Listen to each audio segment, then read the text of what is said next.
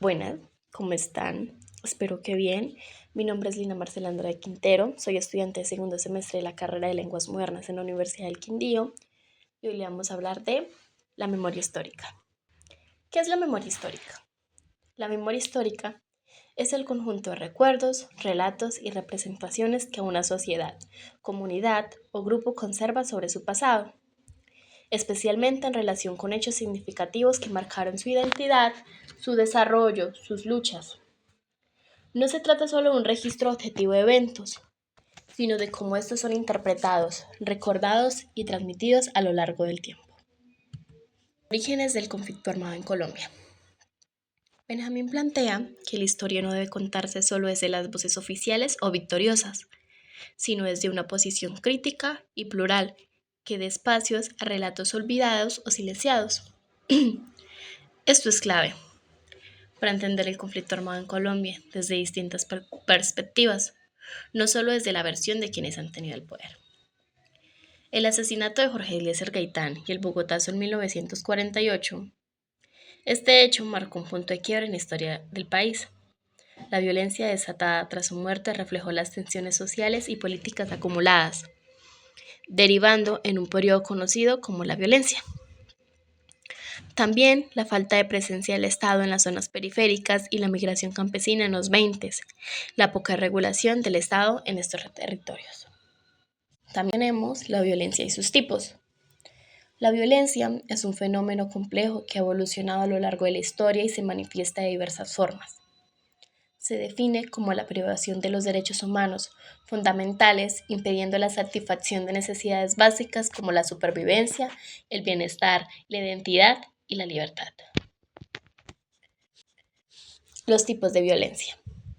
Tenemos violencia directa, es la más visible y se manifiesta a través del daño físico o la fuerza contra individuos o comunidades. Un ejemplo incluyen asesinatos, agresiones, guerras y masacres.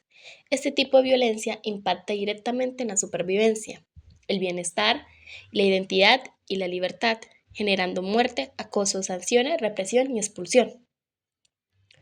También tenemos violencia estructural. Se refiere a la desigualdad sistemática e institucionalizada que genera condiciones de explotación y pobreza prolongadas.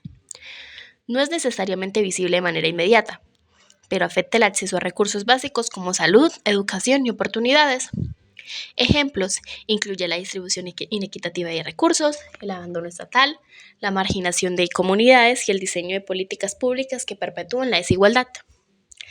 También tenemos la violencia cultural.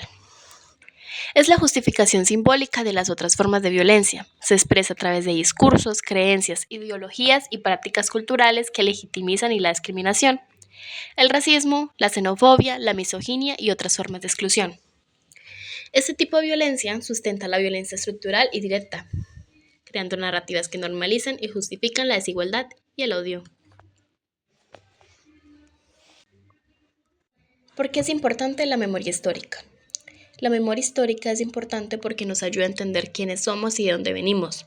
No se trata solo de recordar el pasado por recordar, sino de darle sentido a lo que vivimos hoy. A través de la memoria, las experiencias, buenas y dolorosas, se transforman en lecciones que nos permiten construir una sociedad más justa y consciente.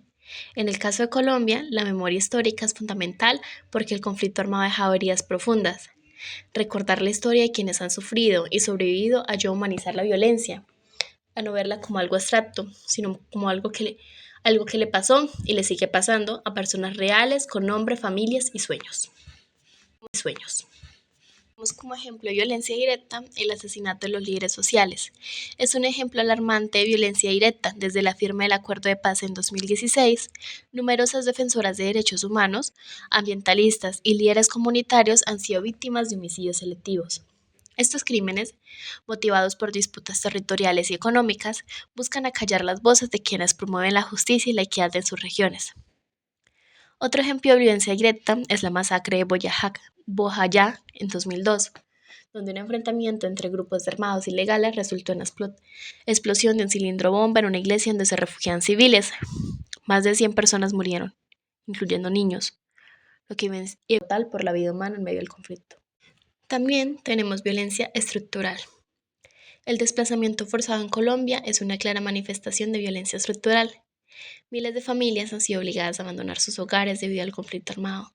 La falta de presencia estatal y la desigualdad de distribución de recursos.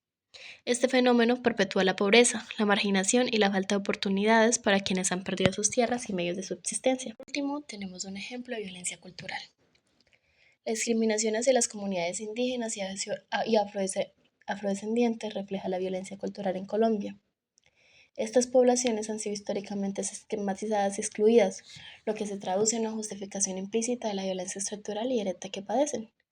La falta de representación, el racismo y la invisibilización de sus derechos y tradiciones perpetúan esta forma de opresión.